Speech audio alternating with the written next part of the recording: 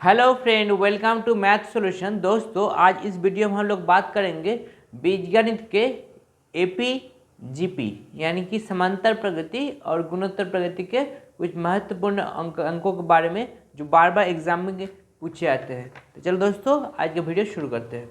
दोस्तों, हम लोग को मालूम है, ठीक है, समांतर प्रगति। दोस्तों, समांतर प्रगति यानी कि हम लिख सकते हैं दोस्तों एपी समांतर प्रगति। दोस्तों, समांतर प्रगति जो होता है, या फिर इसको हम कह सकते हैं दोस्तों एपी भी कह सकते हैं, एरिथमेटिक प्रोग्रेशन। समांतर प्रगति या फिर एरिथमेटिक प्रोग्रेशन में दोस्तों आता है, पहला नंबर आता है a plus D, a plus 2d, A plus 3d, इस तरह से डॉट डॉट डॉट को आता है दोस्तों ए प्लस एन डी। ठीक है, इस तरह से ए प्लस एन डी आता है, तो इसको हम पहला नंबर मानते हैं, पहला संख्या। और ए जो है दोस्तों, ए हो गया कॉमन डिफरेंस या फिर उन लोग का पार्थक्य डिफरेंस। ठीक है, तो ए हो गया दोस्तों पहला नंबर, या फिर हम कह सकते हैं फर्स्ट नंबर, पहला नंबर, पहला संख्या हो गया दोस्तों ए। और इसका जो कॉमन डिफरेंस हो गया दोस्तों, इसका हम कॉमन डिफरेंस कहते हैं। ठीक है, इसका डिफरेंस आ गया दोस्तों कॉमन डिफरेंस डी। ठीक है, कॉमन डिफरेंस आ गया डी। अब इसका कोई भी नंबर मान के चलिए एनतम पद या फिर टीतम पद क्या होगा दोस्तों, t n is equal to आ जाता है a plus n minus one into d. ठीक है दोस्तों, a plus n minus one into d. मान के चलिए 9th पद पूछा है, 5th पद पूछा है, तो हम लोग को इस तरह से निकालेंगे a plus n minus one into d. अब पूरा जो प्रगति का इसका सामेशन या फिर या योगफल हम लिख सकते हैं। इसका फॉर्मूला आता है दोस्तों n बटे में 2a plus n minus one into d. ठीक है दोस्तों, ये हो गया इसका टीतम पद का फॉर्मूला, और ये हो गया दोस्तों सम का फॉर्मूला। एस यानी कि दोस्तों सम यानी कि योगफल का फॉर्मूला। ठीक है दोस्तों, इस समांतर प्रगति का एक बेसिक रूल था। अब हम लोग इससे पर मैथ करेंगे। ठीक है, ओके दोस्तों, आज का पहला क्वेश्चन दिया हुआ है 16, 32, 64, 128। दोस्तों, आज का पहला क्वेश्चन दिया हुआ है 17, 22, 27, 32, इस श्रृंखला में 20वां पद क्या होगा। दोस्तों, दिया हुआ है 17, 22, 27 और 32, इस श्रृंखला में दोस्तों 20वां पद क्या होगा। दोस्तों, 20वां पद क्या होगा, 20वां पद पूछा है दोस्तों, तो इसका निकालेंगे दोस्तों। आप देख सकते हैं ए हो जाता है हम लोग का पहला नंबर हो जाता है दोस्तों ए। ठीक है, और 22 से अगर 17 को माइनस देते हैं कितना आता है दोस्तों 5।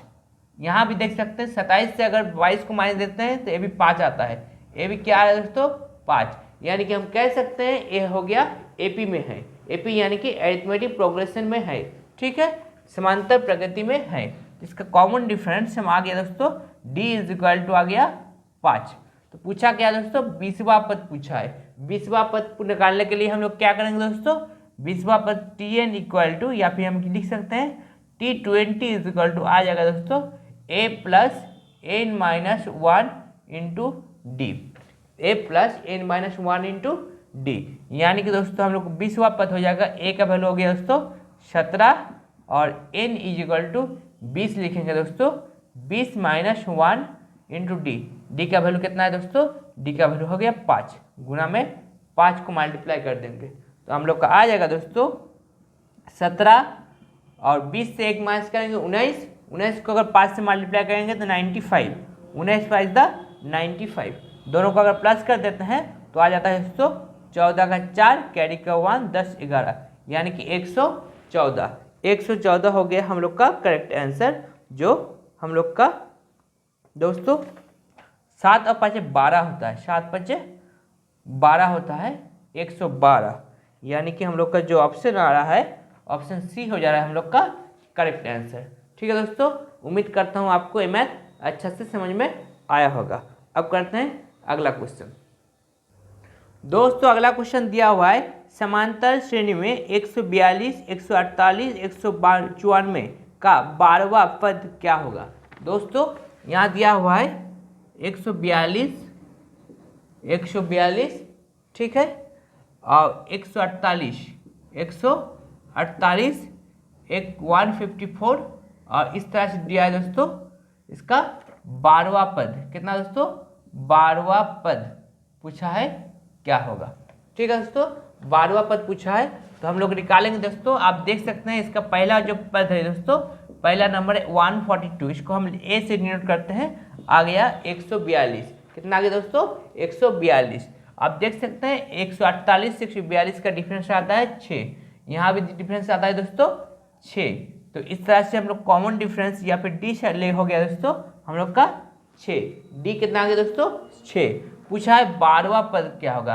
12वां पद निकालने के लिए दोस्तों T12 लेंगे। फॉर्मूला हम लोग का याद है दोस्तों, a plus n minus 1 into d, a plus n minus 1 into d. यानी कि दोस्तों यहाँ पे दिया हुआ है a का वैल्यू दिया है 142, n का वैल्यू दोस्तों 12 है, यहाँ लिखेंगे 12 माइनस 1 इंटू डी, डी का वैल्यू है दोस्तों 6। कितना आ गया दोस्तों, 6। तो हम लोग का आ गया दोस्तों 142 प्लस 12 से 1 माइनस करेंगे 11, 11 गुना 6 यानी कि 66। तो हम लोग को आ जाएगा दोस्तों 8, 10 का 0 कैरी का 1, 208। यानी कि हम कह सकते हैं हम लोग का जो ऑप्शन है ऑप्शन सी हो जा रहा है हम लोग का करेक्ट आंसर।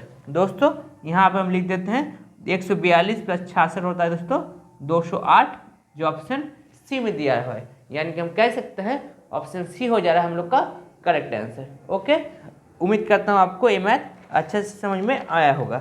अब करते हैं दोस्तों अगला क्वेश्चन, समांतर प्रगति का और एक क्वेश्चन हम लोग करेंगे। ठीक है, उसके बाद हम लोग करेंगे गुणोत्तर प्रगति यानी कि जीपी, जिसको इंग्लिश में कहते हैं जियोमेट्रिक प्रोग्रेशन, जियोमेट्रिक प्रोग्रेशन यानी कि जीपी, जिसको हिंदी में कहते हैं गुणोत्तर प्रगति। ठीक है, ओके दोस्तों अगला क्वेश्चन दिया हुआ है समांतर श्रेणी में √2, 3√2, 5√2, 7√2 का 10वां पद का दोस्तों 10वां पद, यानी कि दोस्तों 10वां पद पूछा है, 10वां पद पूछा है। ठीक है दोस्तों, इसका 10वां पद पूछा है। तो आप देख सकते हैं इसका पहला नंबर a इजगल टू क्या आ गया दोस्तों, √2 आ गया, a इजगल टू आ गया √2। और अब गैप देख सकते हैं 3√2 से अगर √2 को माइनस करेंगे तो कितना बचेगा दोस्तों, 2√2। इसी तरह से 5√2 से 3√2 को माइनस करेंगे तो क्या बचेगा दोस्तों, 2√2। 7√2 से 5√2 माइनस करेंगे तो क्या आएगा दोस्तों, 2√2। यानी कि हम कह सकते हैं दोनों का ये जो सीरीज है, इस सीरीज का कॉमन डिफरेंस कितना आ रहा है दोस्तों, या हम कह सकते हैं d इज इक्वल टू आ रहा है दोस्तों 2√2, d का वैल्यू आ गया दोस्तों 2√2। अब पूछा है 10वां पद क्या होगा। 10वां पद निकालने का दोस्तों T10 लगाएंगे तो आ जाएगा दोस्तों a plus n minus 1 into d, यानी कि दोस्तों आ गया a का वैल्यू आ गया √2, a का वैल्यू √2 लिया, n का वैल्यू आ गया 10 लिखेंगे, 10 माइनस 1 और d का वैल्यू आ गया दोस्तों 2√2। ठीक है दोस्तों, तो हम लोग यहाँ पे मल्टीप्लाई कर देंगे 10 माइनस 1 यानी कि 9 से अगर 2 को मल्टीप्लाई करते हैं 9 टू द 18√2 और यहाँ पे 1√2, यानी कि हम कह सकते हैं इसका वैल्यू आ गया दोस्तों 19√2। 10 माइनस 1 9 इंटू 2 18, 9 दिया 18√2 प्लस √2 यानी कि 19√2 आ गया हम लोग का करेक्ट आंसर, जो ऑप्शन नंबर डी में दिया हुआ है। यानी कि हम कह सकते हैं ऑप्शन नंबर डी हो जा रहा है हम लोग का करेक्ट आंसर। ओके, उम्मीद करता हूँ आपको ये मैथ भी अच्छे से समझ में आया होगा।